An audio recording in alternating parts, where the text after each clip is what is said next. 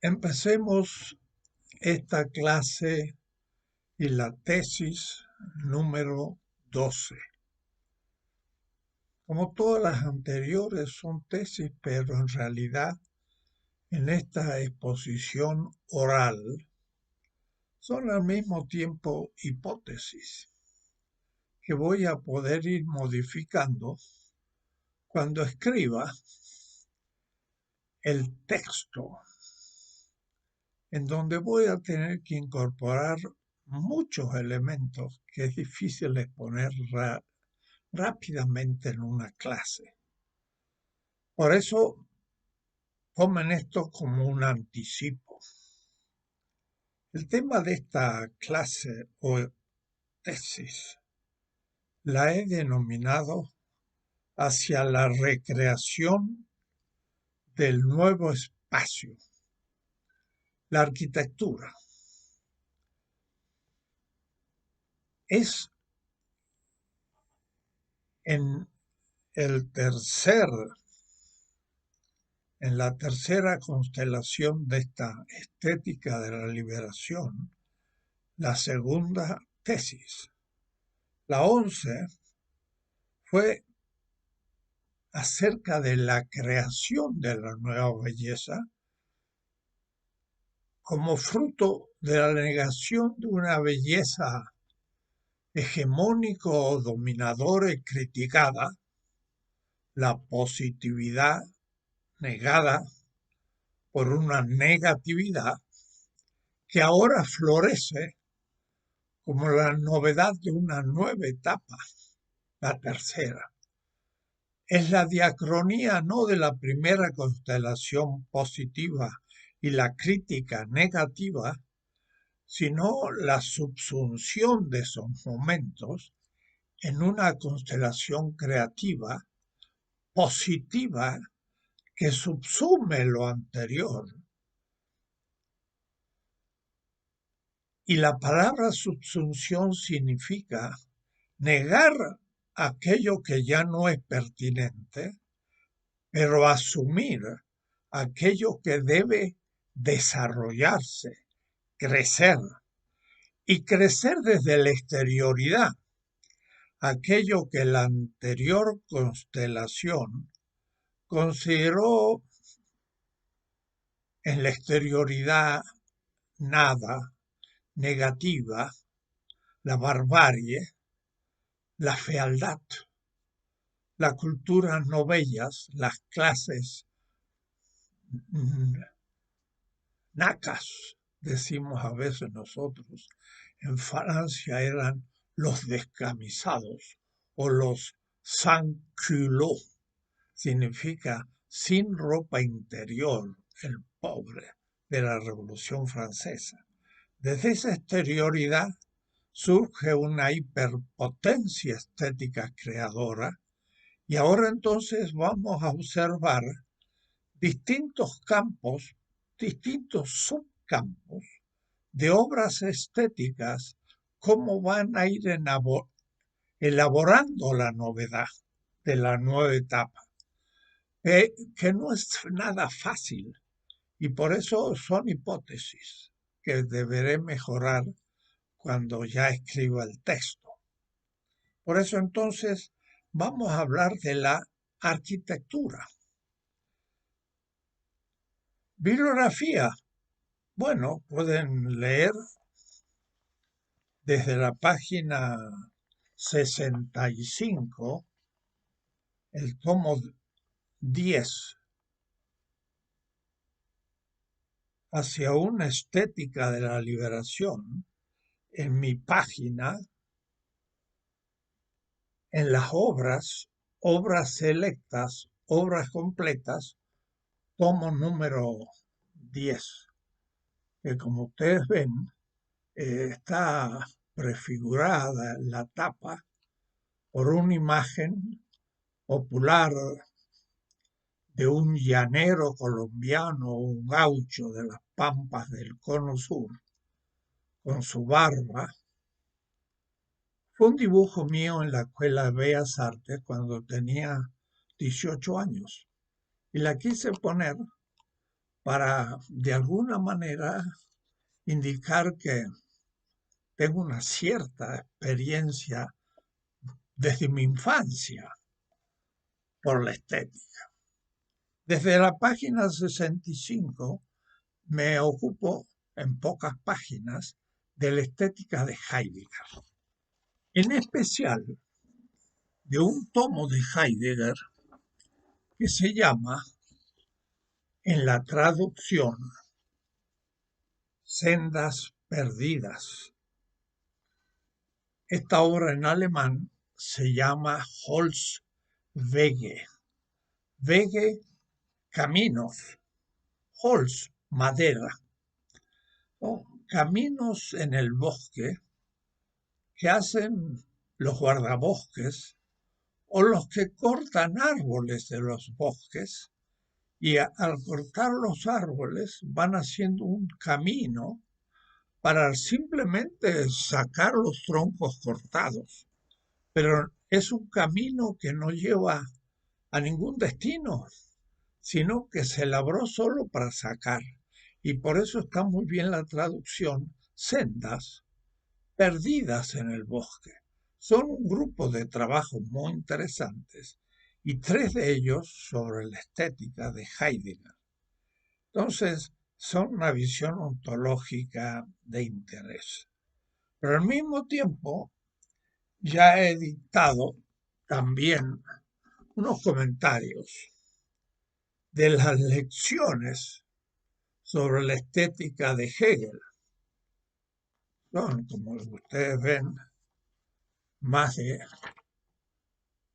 930 páginas, que en su tercera parte trabaja no ya el tema universal de la estética o la particularidad de la historia de la estética simbólica, la clásica y la romántica, sino lo que él llama justamente sistema de las artes singulares, es decir, los campos estéticos que yo llamo subcampos, como justamente la arquitectura, la escultura, la pintura, la música, la poesía y muchos otros. Hegel se ocupa de 5 grandes artes, en una visión muy, si me permiten, aristocrática, burguesa, porque en el siglo XIX el arte, la, la, las orquestas sinfónicas pasaron de las cortes de los reyes a manos de la burguesía, y entonces aparecieron por primera vez grandes teatros, óperas, donde las grandes orquestas sinfónicas tocaban con cientos de músicos con instrumentos modernos y coros que hacían esta composición tan compleja de las sinfonías de orquestas. Y era en manos de una élite, sin embargo, burguesa, no popular. Pero al mismo tiempo, el pueblo seguía elaborando una estética popular.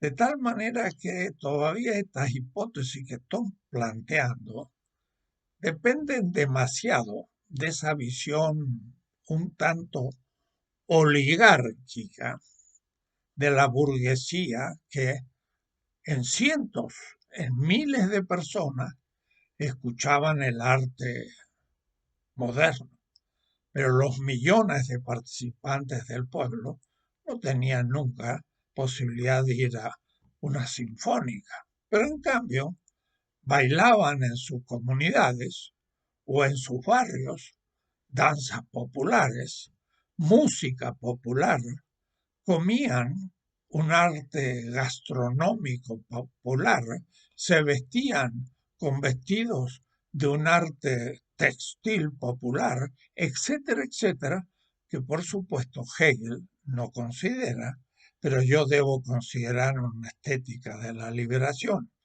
Por lo tanto, todavía estas tesis son un tanto eurocéntricas y aristocráticas. Deberé en el futuro romper este esquema, pero lo haré al escribir realmente las tesis de la estética de la liberación.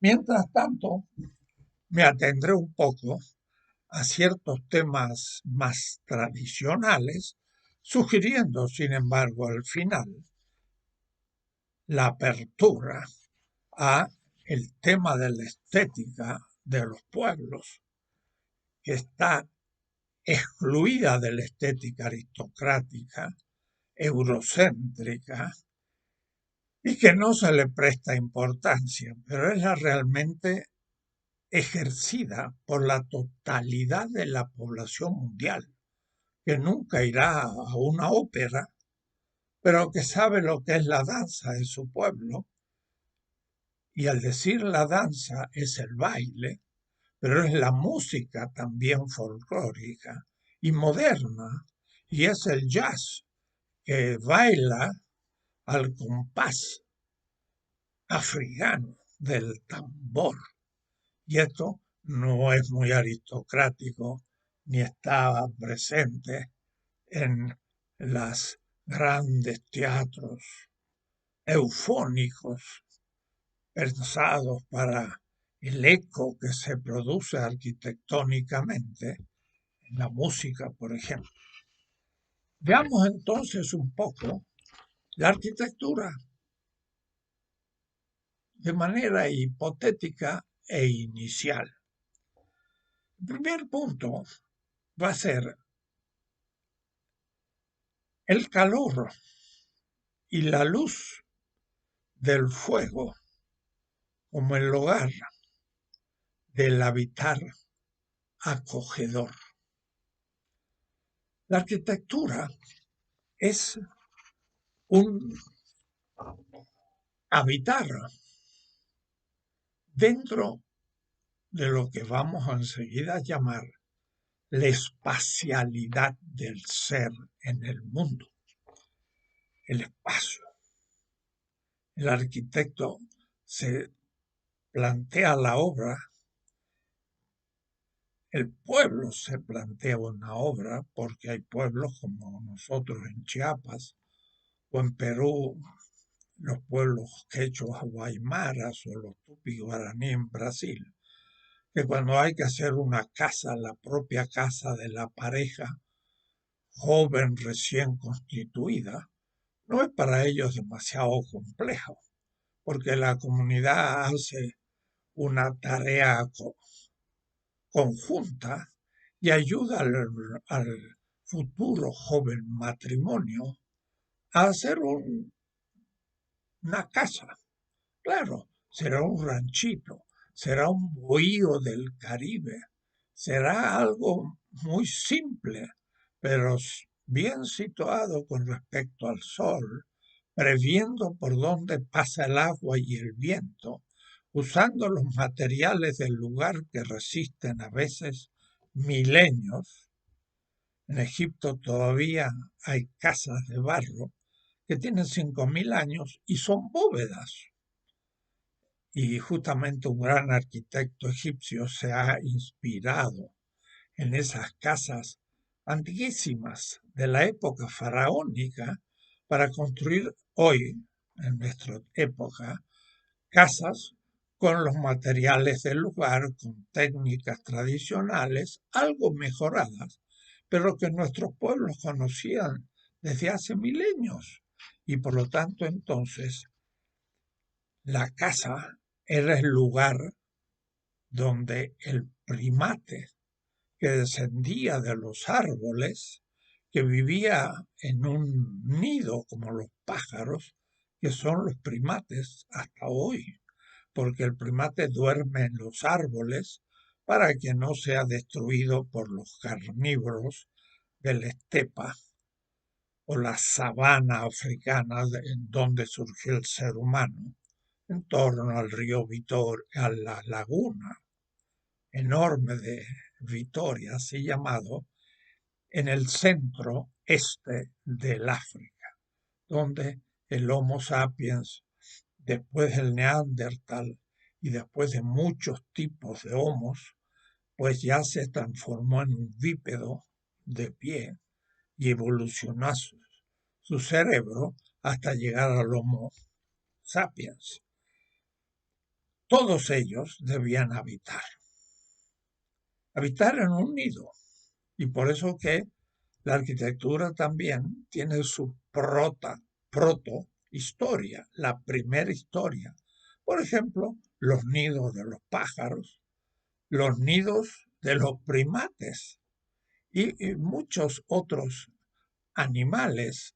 Piensen ustedes en el oso, que hiberna durante meses en el invierno y que busca un lugar acogedor para que pueda dormir durante mucho tiempo sin ser molestado, porque devenir un depravador le costaría mucho tiempo reaccionar de ese profundo sueño en que se sume el oso para pasar el invierno y, diríamos así, volver a despertarse en la primavera y poder entonces alimentarse para continuar el camino de la reproducción. El habitar. Pero el habitar, desde el descubrimiento del fuego hace como 600.000 años, y ya lo he dicho más de una vez, se hace en torno justamente al fuego. Claro, había cavernas al comienzo donde el ser humano no debió modificar la corteza terrestre porque era un hueco en las montañas y podía habitar seguro dentro de una caverna, pero esto es muy excepcional y al mismo tiempo se supone que hay montañas y entonces el ser humano no le es fácil encontrarse cuando es la sabana, donde no hay ninguna montaña en el medio, y entonces debe hacerse una cierta protección como muros y poner un cierto techo para protegerse de la intemperie, de la lluvia y del sol. Y surge eso que llamamos la casa. La casa está construida en torno al hogar. Y el lugar se significa estrictamente el lugar donde se encuentra el fuego. El fuego es el hogar. Y ese fuego entonces da al ser humano primero luz cuando todavía es de noche, calor cuando hace frío y por eso lo mantiene siempre, permanentemente, hay que saber avivarlo. Y lo protege de ciertos insectos que pueden picarle y producir enfermedades. Y también ahuyenta a los animales carnívoros u otros. Quiere decir entonces que el fuego es como el centro vital de la casa que de alguna manera rodea y protege el fuego para que el ser humano pueda, la pareja progenitora y sus cachorros, sus hijos, la prole, que nace indefensa, como dicen los grandes antropólogos, antes de tiempo, porque el ser humano sale del útero materno sin saber caminar, sin saber hablar y sin saber protegerse, y todavía con su cerebro en plena evolución. Por eso que el cráneo tiene en el centro un lugar donde no hay huesos, porque el hueso del cráneo va a crecer pronto muchísimo, porque ha nacido antes de tiempo, pero justamente el nacer antes de tiempo le permite de alguna manera comenzar ya a estar en el todo protector de la familia y la cultura que lo acoge al recién nacido y comienza a culturalizarlo. Puede decir, el niño todavía impotente de hablar, sin embargo empieza a escuchar y escucha las palabras, la música y todo lo que va aconteciendo en su derredor. De manera que al año y un poco camina, pero ya su camino es cultural porque imita a sus padres. Y habla, pero su hablar ya es cultural porque también imita el hablar de una comunidad y entonces has culturalizado el fin de su organización física. Es un prodigio el ser humano. Fuera de las cavernas, el ser humano debió entonces protegerse y hacer eso que se llama la casa. Y la casa es la protoarquitectura, que también los animales, hemos dicho siempre, lo han hecho de alguna manera, son los nidos y complejos, muy complejos. Las hormigas, mire, organizan hormigueros de muchos cientos de metros y la abeja, colmenas con complicaciones internas y permitiendo a la reina habitar un lugar central donde continuamente está poniendo huevitos que las obreras toman y llevan a un lugar específico donde van a recibir alimentación. Y las abejas logran, por un alimento propio, tomar una larva común y transformarla en reina. Yo siempre digo, ni la Nestlé logra constituir una reina de un ser humano normal. Y esto lo logra un insecto como la abeja por la papilla real que desarrolla entonces una abeja dentro de la colmena de extrema complejidad. Debo decir que un gran entomólogo de Chiapas que estudió en Estados Unidos e hizo su especialidad en doctor y es investigador, muestra que la organización política de los mayas imitaba a las abejas. Y por eso las abejas son un ejemplo político para los pueblos mayas. Y las pirámides que tienen distintos pisos, algunas de ellas 6 pisos, imitan un tipo de abeja chapaneca, cuya colmena también tiene 6 pisos. Y la estructura de la arquitectura maya imita la arquitectura de la colmena de abejas. Y, por ejemplo, las abejas matan a las ya princesas que no han sido fecundados por el macho o los machos y que se transforman en reinas que van a poner huevos por cientos y cientos y miles, y las princesas son ultimadas, son destruidas. Y entonces los mayas también, las princesas, eran también sacrificadas en los lugares sagrados como las abejas. Imitaban la organización de la casa de un insecto. Claro, las hormigas y las abejas siempre llamaron la atención al ser humano por la tan perfecta organización, mayor a ninguna que lograba el ser humano. Claro que eran instintivas, fijadas a la especie y la podían repetir perfectamente de hace 70 millones de años, pero ya no pueden evolucionar. El ser humano no es tan perfecto, pero puede evolucionar muchísimo más. En fin, la casa. La casa es la primera obra de arte, pero la casa justamente, piénsese, protectora. Es un habitar acogedor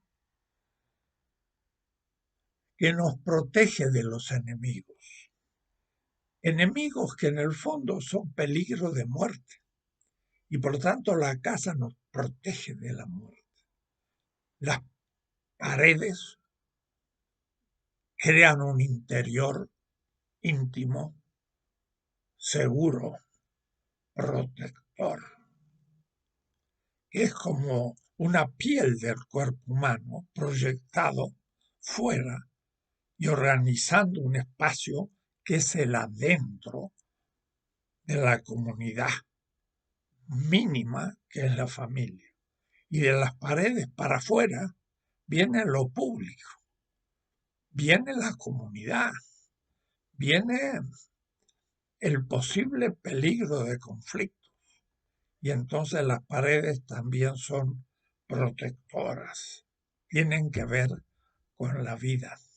Y por eso que cuando entra un ser humano a la casa, y al entrar tiene que hacerlo por una puerta, por un orificio por la cual entra, pero debe proteger después que no entren otros.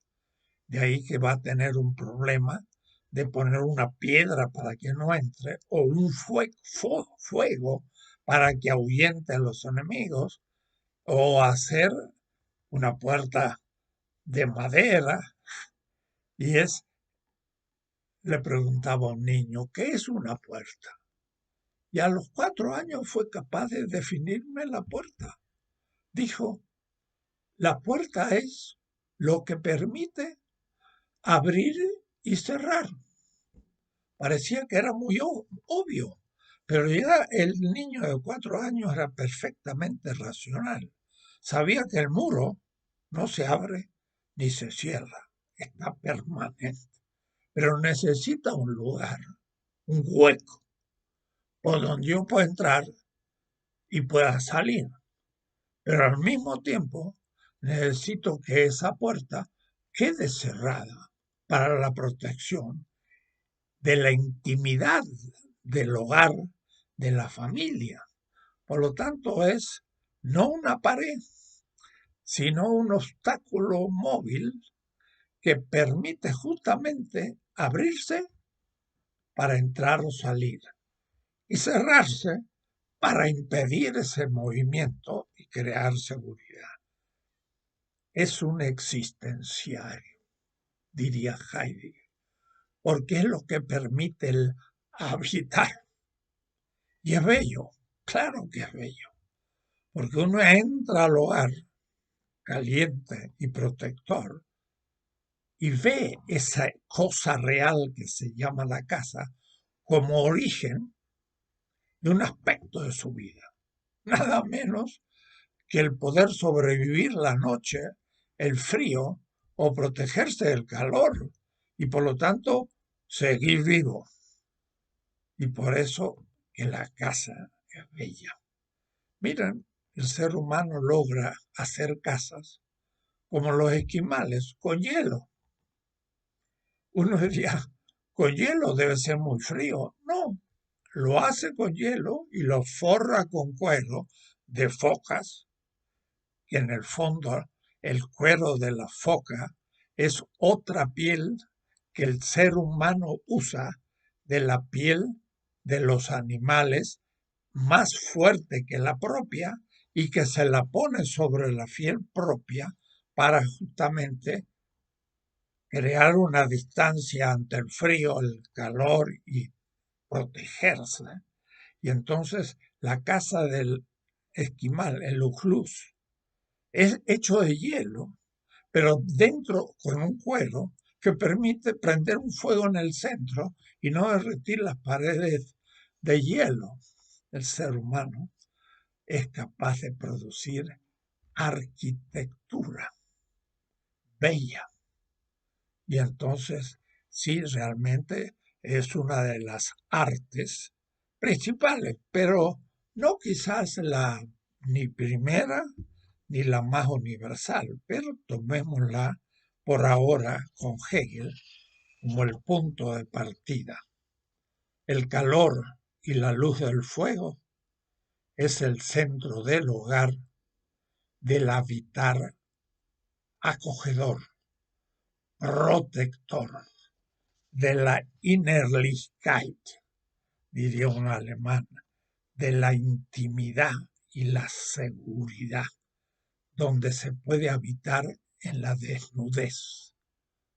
Y por eso que la relación varón-mujer u otras relaciones de género se realiza en la intimidad de la casa, no es algo público, porque eso se juega a un nivel de cara a cara, ya lo veremos cuando profundicemos estos temas en el futuro.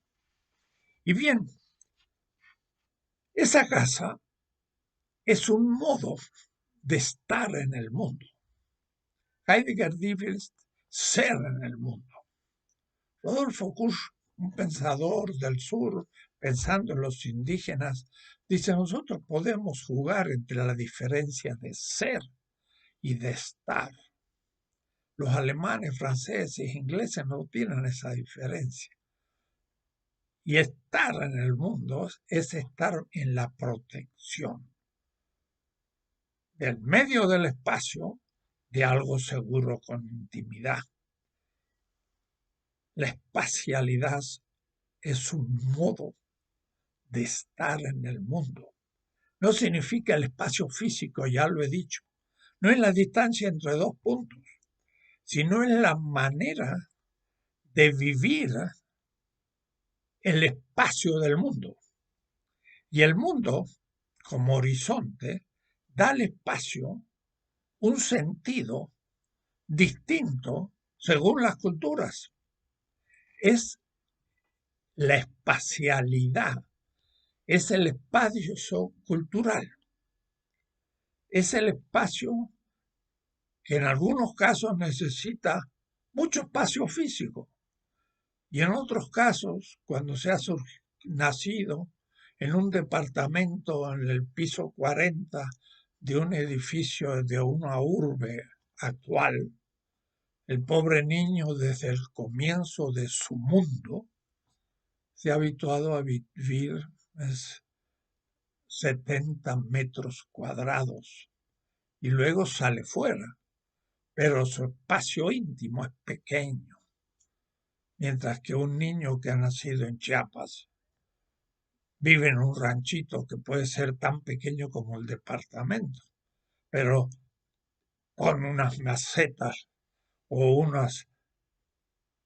flores para bugambilias a 20 metros de su casa, dibujando un patio, y su casa ya no es el ranchito solo, sino ese espacio del jardín. Pero como después vienen los campos, que va a trabajar como agricultor, su espacio son los campos y al fondo de unas montañas que tienen nombre y que ha subido muchas veces y donde ha divisado enormes espacios. Y entonces la espacialidad de un indígena ojolabal es inmenso. Y cuando lo meto en una casa urbana pequeña, se siente apresado, oprimido, disminuido en su manera de vivir el espacio. La casa es un modo de la espacialidad porque pone límites al espacio donde yo vivo. Es estar en el mundo, pero espacialmente. Y eso es un elemento cultural y no físico. No es ocupar meramente un lote, es habitar telúricamente en un territorio histórico. Y por eso que sé el nombre de las montañas, de los dioses que habitan en ella, o de los santos, o de las tradiciones populares. Cuando llegaron los españoles a América, lo vieron como una geografía, como una realidad física, pero los indígenas que vivían lo veían como una realidad histórica, con el nombre de sus dioses y con el recuerdo de su historia, lo que le había pasado a los europeos en Europa, donde cada lugar tiene un momento de la historia, pero al trasvasarse esa experiencia del europeo, el criollo de origen español, por ejemplo en América Latina, se desgajó de un modo de vivir histórico la espacialidad y vivió una espacialidad puramente geográfica, que no era la de los pueblos originarios. Claro que con el tiempo va a ir asumiendo una espacialidad colonial, pero será colonial, o es decir, con una cierta herida de que hay un centro en España o en Portugal, en el caso de América Latina, y hay una periferia que es la que vive el conquistador y el mestizo y los pueblos originarios. Pero ese clase dominante o raza blanca dominante aspira a volver al lugar de sus orígenes y entonces de alguna manera desprecia la espacialidad propia.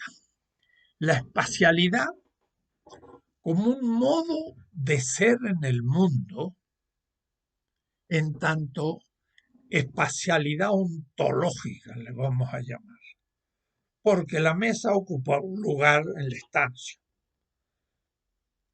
y la cocina cumple otra función. Claro, la casa empezó en torno al hogar como única habitación y esta fue lentamente generando otras funciones que se transformaron en espacios. La estancia, cocina, dormitorio original empezó a poner en un lugar el dormir, en otro lugar la cocción de los alimentos, en otro lugar el lugar de la estancia de las actividades. Fuera de la casa se hacían las necesidades, diríamos así, del resto del proceso digestivo. Y de paso, como tenía todas las materias con las que el ser humano hace la digestión y fermenta, ese resto, que es el excremento humano, tiene feo olor, porque ya no es fuente de vida, sino es el resto de lo viviente. Y a su vez entrópico, es decir, no se puede usar. O podría usarse todavía si le quedan sustancias nutritivas para las plantas o lo que fuere. Pero entonces el baño se hacía en la naturaleza hasta que se también consagró como un lugar. Piensen que las primeras ciudades neolíticas, arquitectónicamente la ciudad es el conjunto arquitectónico y la casa su unidad. Tenían un olor pésimo, feo, feo, estéticamente feo, porque los orines y los excrementos pues, salían a la calle. Y por eso rápidamente el ser humano empezó a ver la manera de evacuar esos basuras del proceso digestivo. Y entonces hicieron drenajes que por su inclinación iban a lugares lejanos y ya no se sentía mal olor. Y el mal olor, ya veremos, es feo estéticamente. Por eso que el habitar supone también alejar los malos olores. La espacialidad como ser en el mundo, en tanto espacialidad ontológica, significa la totalidad del ser en el espacio, crea un horizonte de totalidad y le llamo mundo, es lo ontológico. Y ahí está el ser de la cultura como fundamento de todo lo que acontece en su interior. Cada cosa, la mesa, la cocina, pues el techo, la puerta, son entes, son cosas reales, pero dentro de esa totalidad, las cuales también van a ser objeto de un acto artístico y tendrán una belleza, pero que vamos a llamar óntica, en tanto que es parte del mundo. Pero la concepción total, la experiencia emotiva ante la totalidad de la belleza de una cultura, vamos a llamarle la belleza ontológica, el ser como bello. No es lo mismo el ser como bueno o el ser como verdad.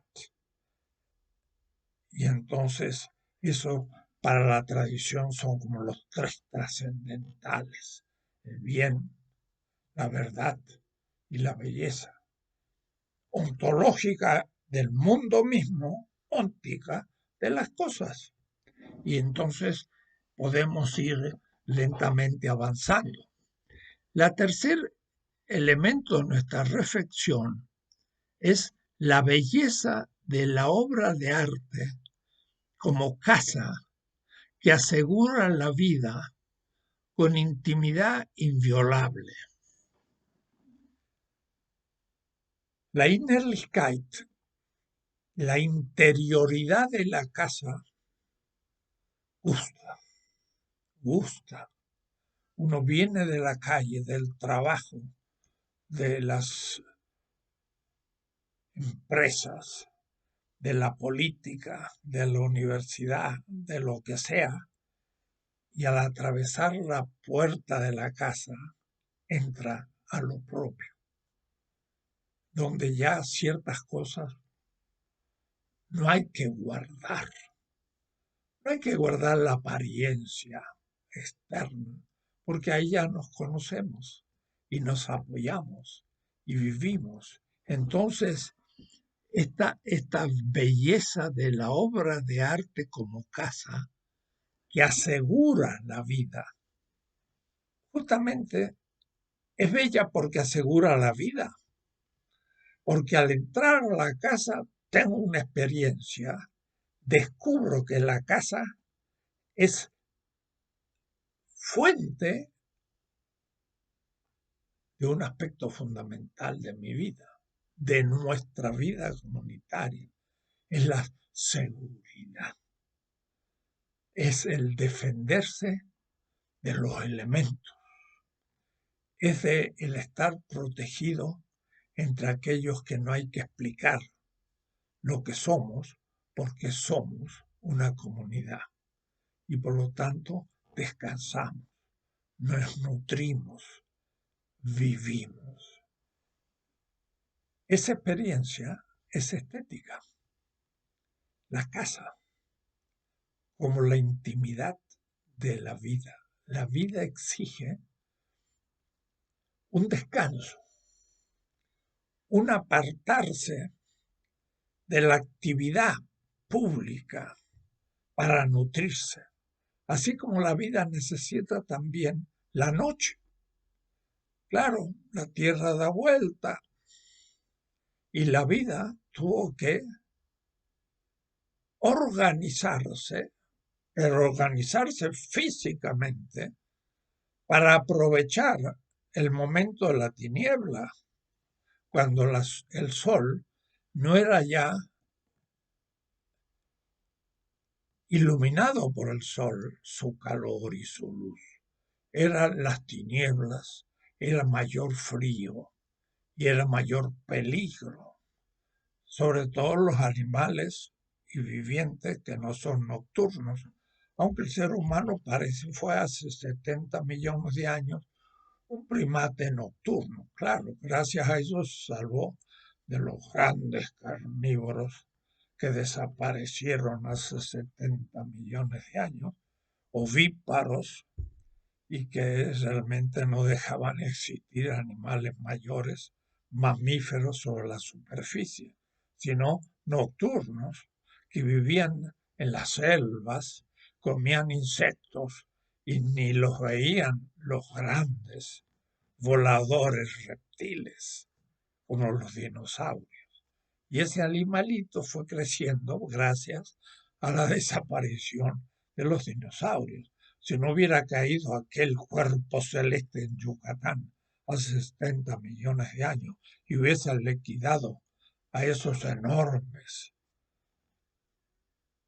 animales voladores ovíparos, pues no existiría el ser humano, ni la estética, ni la civilización, ni nada. Es entonces una experiencia estética el habitar en la seguridad. Y a su vez, también, poco a poco, el nómade de la estepa eurasiática y sobre todo africana, la sabana, empezó a ocupar lugares en montañas y pasar el istmo de Suez e invadir el, el norte del África en el continente euroasiático primero y de ahí mucho tiempo después atravesar Bering y llegar a América. Esa expansión del Homo sapiens va a ser también una experiencia de la belleza, porque este ser humano va a empezar a transformar la tierra en todos los rincones. Y de ahí entonces que aparecerá la seguridad de la obra de arte de la casa, pero ya públicamente, no por los nómades, cazadores y pescadores que cambiaban rápidamente de espacio, sino llegó un punto muy reciente, hace unos 10.000 años, donde el ser humano, gracias a la, yo le llamo racionalización del parasitismo vegetal. Nosotros somos como gusanos que comemos hojitas de vegetales. Si no hubiera vegetales, desaparecemos porque no podemos hacer la función fotosintética de pasar de lo inorgánico y lo orgánico. Nosotros somos, pues, parásitos de los vegetales que nos comemos ya organizados, orgánicos. Pero el carbono hecho una sustancia que nos alimenta. Pero también, como somos omnívoros, por las dificultades del comer, cuando se bajó de la selva, éramos casi no más que vegetarianos. Pero cuando bajamos de la selva, ya pues no fue tan posible solo comer vegetales y empezamos a comer animales, la carne, la pues sustancia animal. Y entonces nos transformamos en cazadores, pescadores. Eran funciones muy eventuales, porque no teníamos mucha seguridad de encontrar realmente siempre caza o pescados o poder tener frutos vegetales. Pero una vez que racionalizamos el parasitismo vegetal por la agricultura y racionalizamos el parasitismo animal por el pastoreo, de tal manera que tomamos los animales que tenían más carne y los unimos en rebaños y el pastor los engordaba llevándolo a los mejores pastos y carneaba según la necesidad. Y ya no había que estar cazando, sino carneando. El pastoreo y la agricultura permitió ahora la concentración humana. Y la arquitectura de la casa se transformó en la arquitectura de las primeras ciudades. Y hace 10.000 años empezaron a haber pequeños villorrios, 2.000, 3.000 habitantes, 5.000, en la parte que el Éufrates y el Tigre se reunían, justamente en la región de Irak, cuando desemboca en el Golfo Pérsico. Ahí había una cantidad de pequeñas ciudades muy antiguas. Y en el norte del Irak, 7.000, 8.000 años, había también las primeras ciudades de las que recordamos su existencia. Ciertamente en el futuro tendremos que conocer muchas otras aldeas y ciudades más cerca del origen, en el centro oriental del África, pero por ahora no se han descubierto. El Egipto sí fue fruto hace 5.000 años, pero es muy posterior a lo que se da en la Mesopotamia y también muy anterior a lo que va a ser en el Extremo Oriente y en América, aunque hay ciudades ahora que tienen 2.000 o 3.000 años de existencia antes de la era común, antes de la era cristiana, como se llama. Se va a veces yendo lo urbano en América hacia una antigüedad inesperada, pero no llega a los 7.000, 8.000 años de la Mesopotamia. Entonces, una vez que surge la ciudad, la arquitectura ya no es la casa, sino son las distintas funciones que se va a cumplir en la complejísima organización de la ciudad, que también va a surgir los primeros estados, como dice Samir Amil. Quizás el Egipto fue uno de los primeros grandes estados, hace 5.000 años, con toda la complejidad de una clase dominante, de una monarquía divinizada, de, de funciones políticas de mucho tipo. Y es interesante, después del faraón, que era la presencia de la divinidad en la sociedad, el cual no era una voluntad libre que dominaba, porque él también estaba dominado por una casta de sabios que le asignaban funciones y era obediente a esas funciones, de tal manera que no era una voluntad libre absoluta, sino al contrario, era un funcionario sagrado, pero al fin funcionario.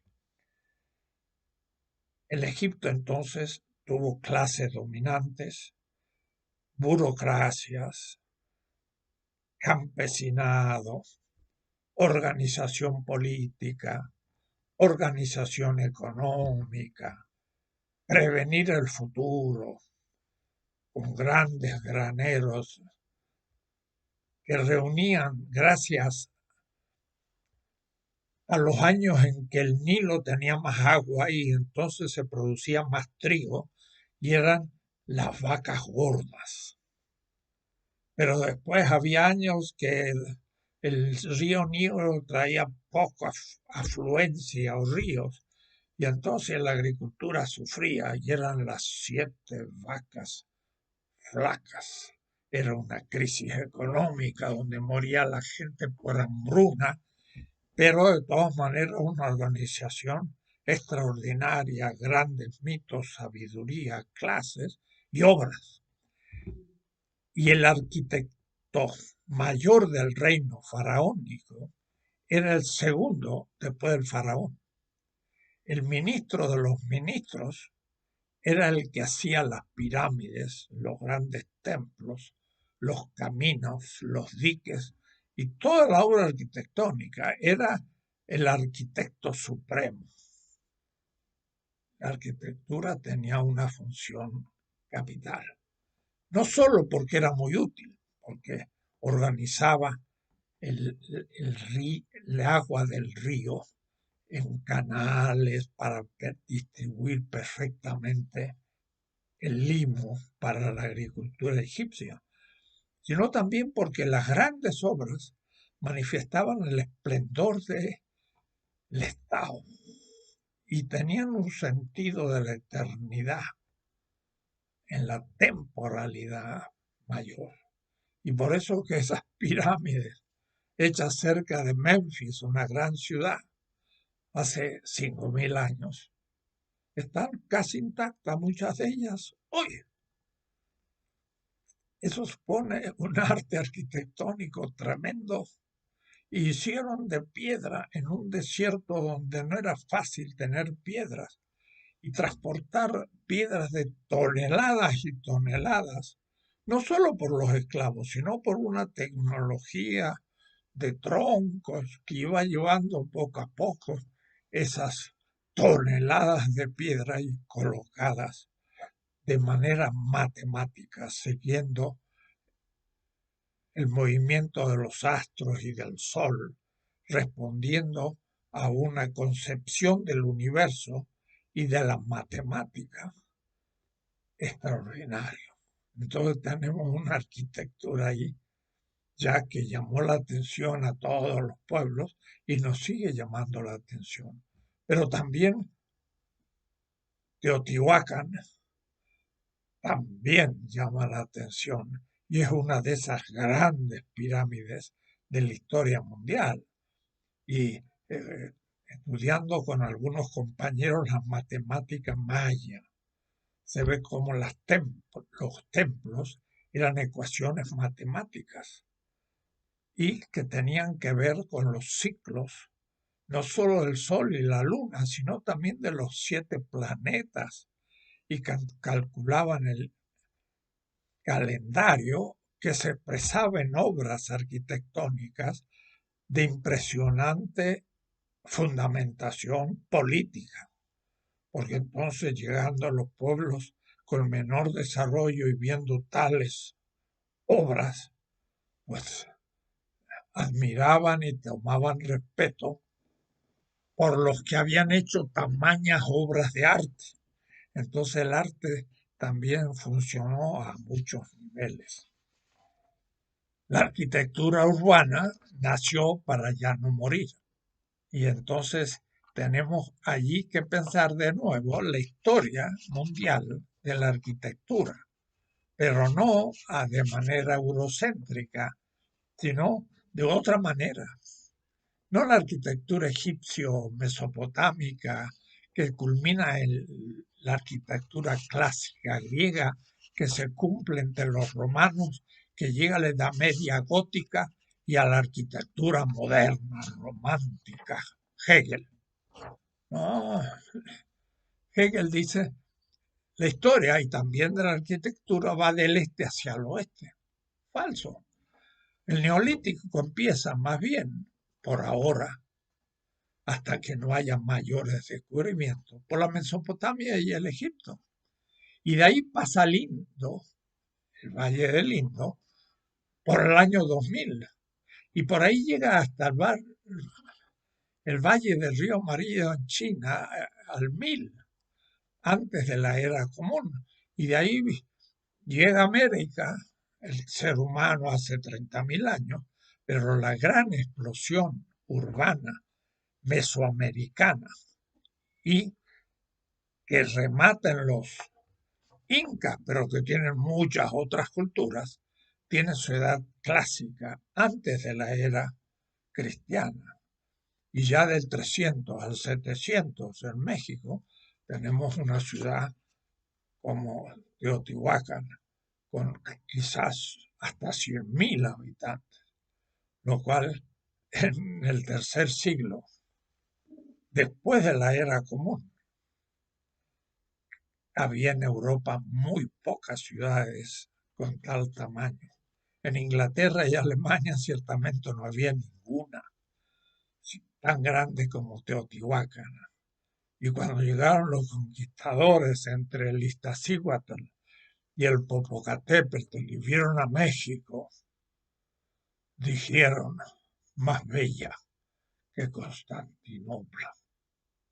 Eran soldados que habían estado en Constantinopla, que habían estado en todo el Mediterráneo, pero al ver tal ciudad sobre un lago, dijeron, es una obra impresionante. Eso es México. Y cuando llegaron a Cusco, ni hablar. Era una ciudad perfecta, con unos muros impresionantes y con una organización que llegaba desde Popayán hasta el río Maule en Chile, como yo digo muchas veces, más grande que el Imperio Romano. Esta es la arquitectura americana. Entonces, tenemos que tener otra historia. No es la antigüedad, la Edad Media y la arquitectura moderna. No, son las 6 grandes arquitecturas mesopotámica egipcia, 2, India y China, 4, Mesoamérica, 5, y la que se manifiesta por fin entre los incas, las 6 grandes columnas de la arquitectura neolítica, 2 de las cuales están en América, y la más impresionante en México. Y nosotros mismos nos despreciamos y a veces no lo consideramos. Es entonces desde una historia no eurocéntrica de la arquitectura, donde podemos entender de pronto una nueva visión de la arquitectura mundial y empezar a incluir en nuestros estudios, qué decir de la Facultad de Arquitectura, pero de todas las facultades, la arquitectura de esas 6 grandes columnas, Mesopotamia, Egipto, el Indo y la China, Mesoamérica y los Incas, pero luego la combinación de otras culturas que van a ir naciendo sobre ellas. Y entonces la visión que tiene Tommy de esta historia mundial, tenemos que repensarla para saber situar y revalorizar las arquitecturas no vistas.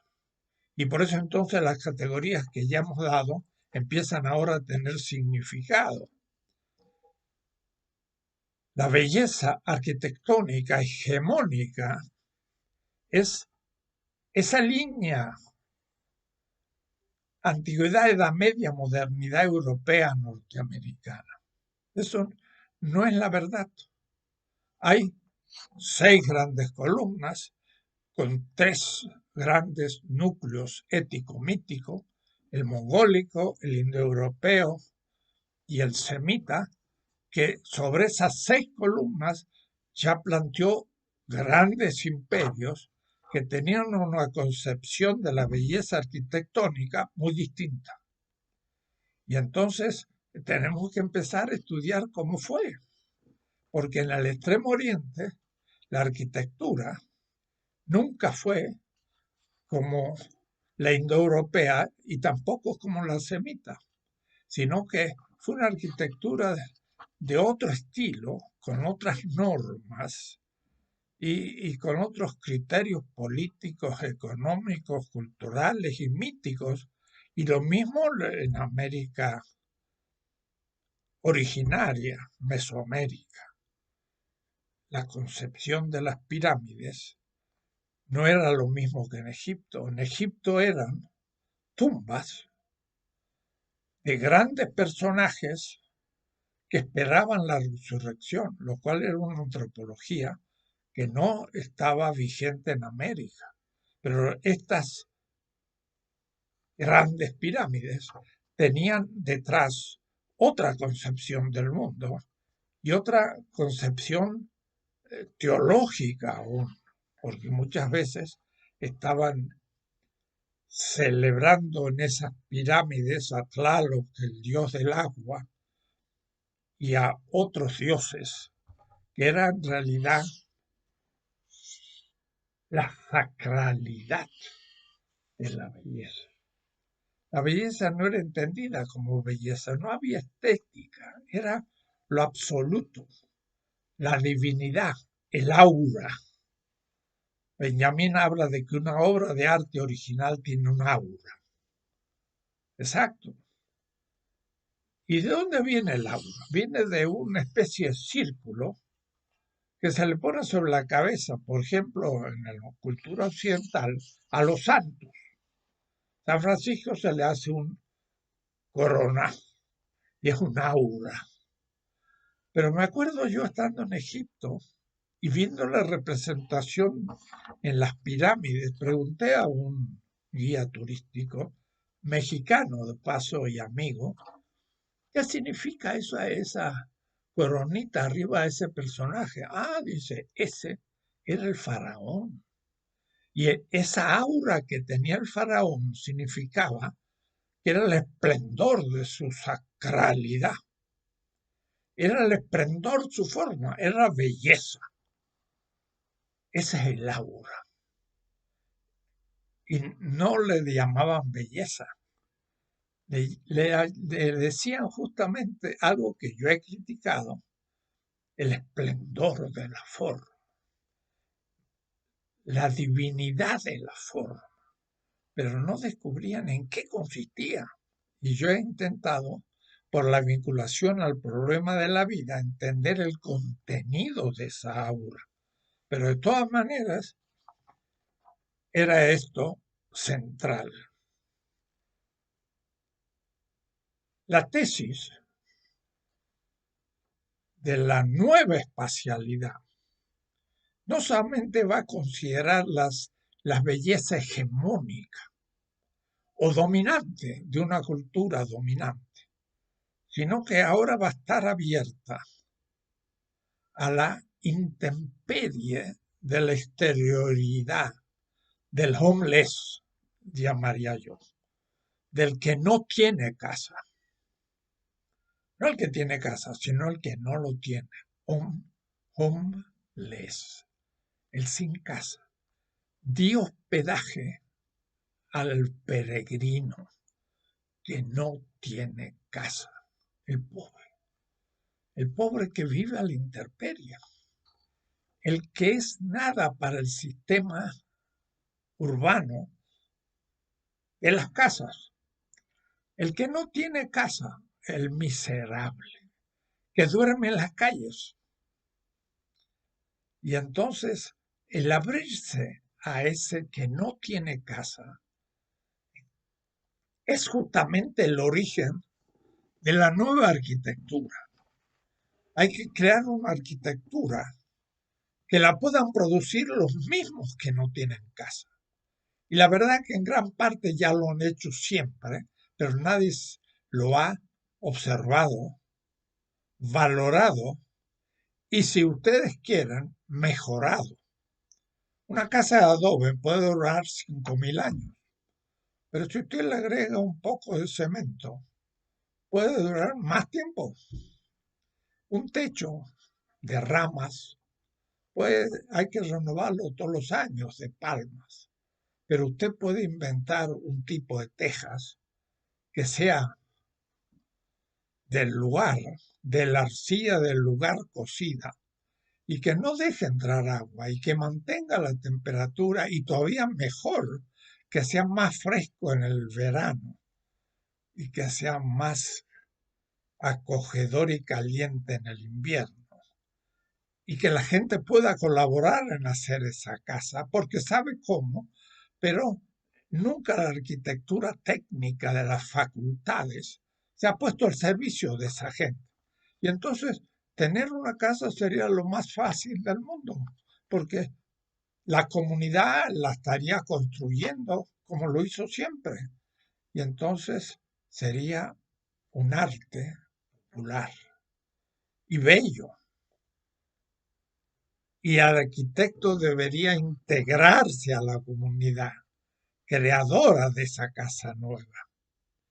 Y nueva porque tomaría elementos de la arquitectura tradicional, pero también elementos de la arquitectura moderna que no contradice la racionalidad de esa arquitectura tradicional.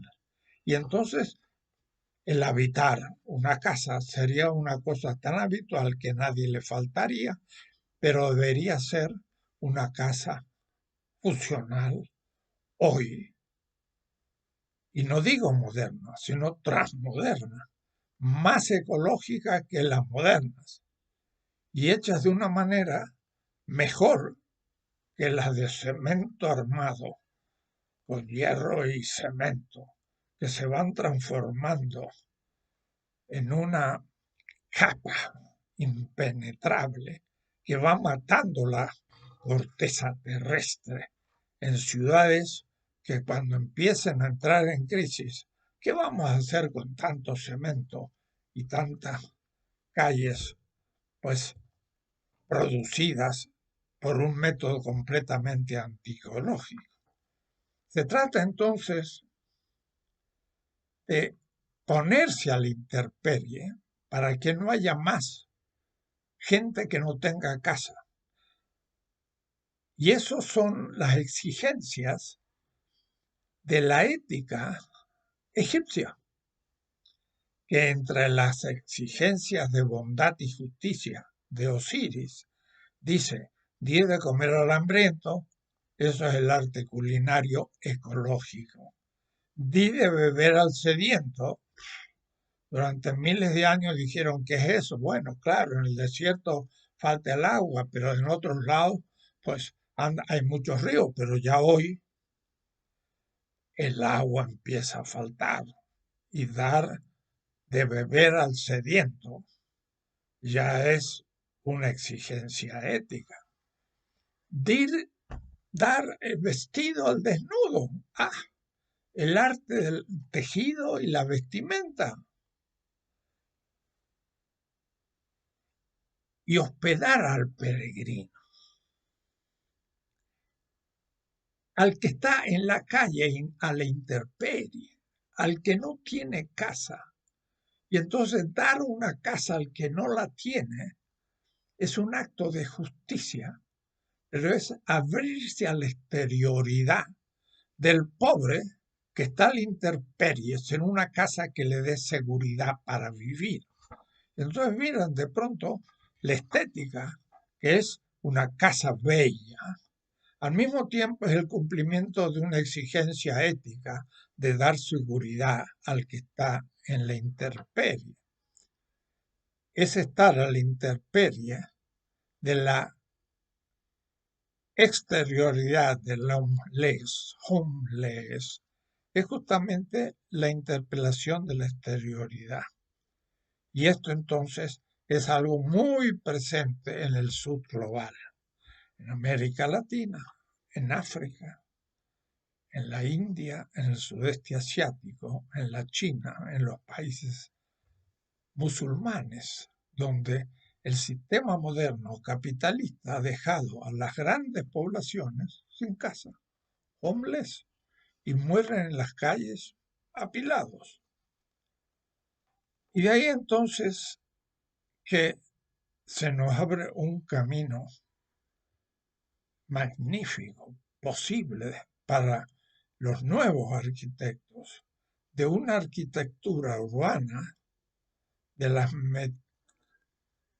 megalópolis alienantes, para rehacerlas en un hábitat humano. Y ese hábitat humano está en el futuro y serán casas de otro tipo. Y muchas de las casas existentes desaparecerán y habrá que destruir el cemento armado que ya está cubriendo la tierra de una coraza destructiva y de muerte. Es una necroarquitectura lo que se está haciendo, porque la arquitectura también debe ser de una cierta vulnerabilidad para que sea fácilmente destruible cuando se quiere hacer algo sobre ella mejor. Y entonces hacerlas tan tremendamente pétreas van destruyendo la corteza terrestre y van quitando el campo para la agricultura y los sistemas de alimentación. Y entonces empiezan a haber contradicciones ecológicas que estamos ya viviendo en todas partes. Y esto nos va a exigir pues un replanteo de la arquitectura urbana de las megalópolis existentes y alienantes. Empezamos a vivir apilados en pequeñas casas que da claustrofobia al que habita en ellas por no tener un espacio vital suficiente.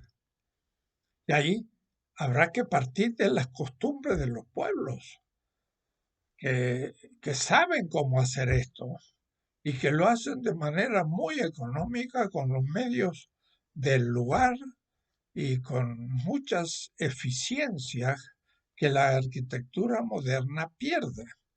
Esto significa la creatividad de una nueva arquitectura. Será la arquitectura comunitaria del diseño arquitectónico popular. Y por eso acá hay jóvenes arquitectos que para hacer una casa no la proyectan ellos, sino se meten en una comunidad en Chiapas, por ejemplo, entre los zapatistas, y se ponen a disposición de la comunidad. Y primeramente el arquitecto aprende cómo ellos hacen sus casas. Hacen milenios, porque los mayas eran grandes arquitectos y tenían muy buenas casas. Y solamente entrando en esa tradición popular, podrían ahora agregar elementos nuevos, pero elementos que no destruyan la tradición y sin embargo sean creativos de una nueva manera de habitar. Y entonces el propio arquitecto se pone en el discipulado de la arquitectura del pueblo y ahora sí crea una nueva arquitectura. Esto lo hace un gran arquitecto en Chile, en el desierto de Atacama, con lo que él llama los códigos arquitectónicos. Porque le pide primero a la comunidad, mire, dibújense una hoja, pues esa local de uso múltiple que me han pedido que yo les proyecte, que sirva para una reunión de discusión de la asamblea, que sirva para una celebración de danza y que sirva para una celebración religiosa o para ver una película, un film, un local de uso múltiple. ¿Cómo lo imagino? Entonces hasta los niños empiezan a dibujar cómo imaginan ese lugar. Y entonces el arquitecto recoge todos esos dibujos muy simples, algunos y otros más complejos, los pone y dice, este es el código arquitectónico del que partimos para tomar las decisiones de lo que vamos a hacer. Entonces el arquitectónico está militantemente jugado con la comunidad, aprendiendo lo que el imaginario popular piensa arquitectónicamente y lo va a organizar según exigencias de la arquitectura más científica, que vea resistencia de materiales, perennidad de los materiales que se usan, mejorando los tradicionales sin traicionarlos, permitiendo que ellos mismos sean los que van a construir ese edificio o esa obra, porque ya están habituados a hacerlo.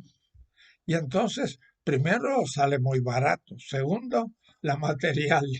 El material, a excepción de algunas cosas, pues no hay que pedirle fuera de la comunidad porque son de lo que ellos han usado desde siempre. Y puede salir entonces una arquitectura bella, aún desde un punto de vista de una arquitectura a lo Bauhaus, la mejor reciente arquitectura, pero tradicional al mismo tiempo, usando criterios de la cultura que ellos mismos explican y que son capaces de construir.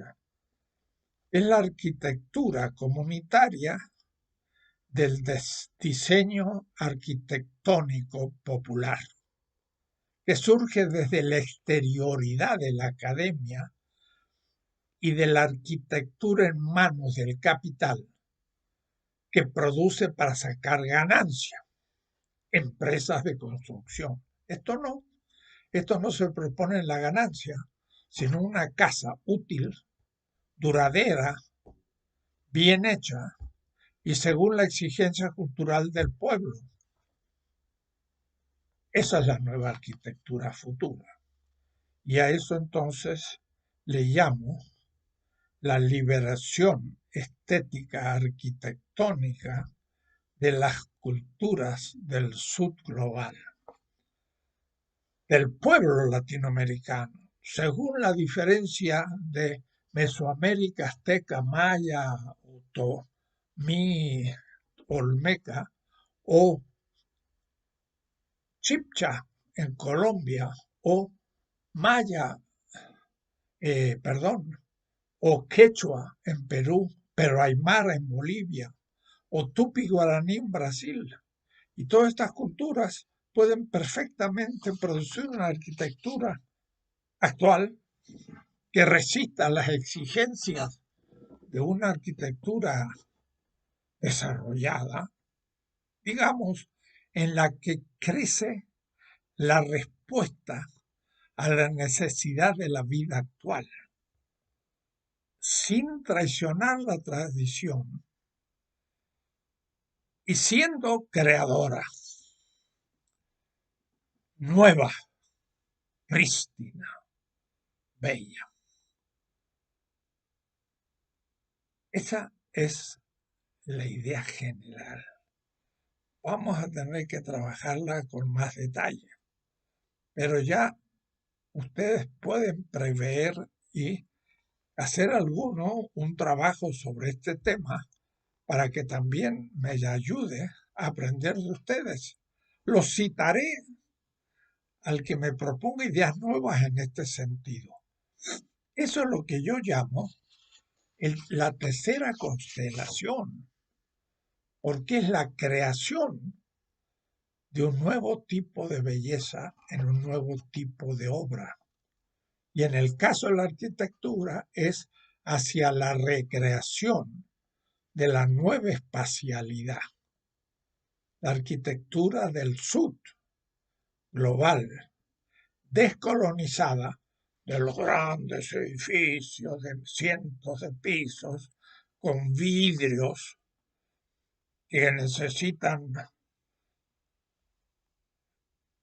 enorme cantidad de energía en medio del desierto arábigo para disminuir la temperatura del sol o enorme cantidad de frío, de energía para dar calor en lugares fríos, sin pensar que esa arquitectura del vidrio pues puede usarse de tal manera que el viento natural sirva como refrigeración en el calor o calor en medio de el frío, pero no piensan eso, sino piensan crear valor, calor o frío usando energía y la energía del petróleo quemándola en refrigeración o en calentamiento. Y esto es una hecatombe ecológica para la humanidad. Y entonces hay que empezar a hacer otra arquitectura y tenemos que formar a la gente en esa línea. Bueno, por hoy estas son las ideas rectoras que habrá que enriquecer y que ciertamente modificar cuando yo escriba ya el texto de esta pequeña obra sobre la estética de la liberación. Hemos terminado las ideas hipotéticas de la tesis 12. Gracias.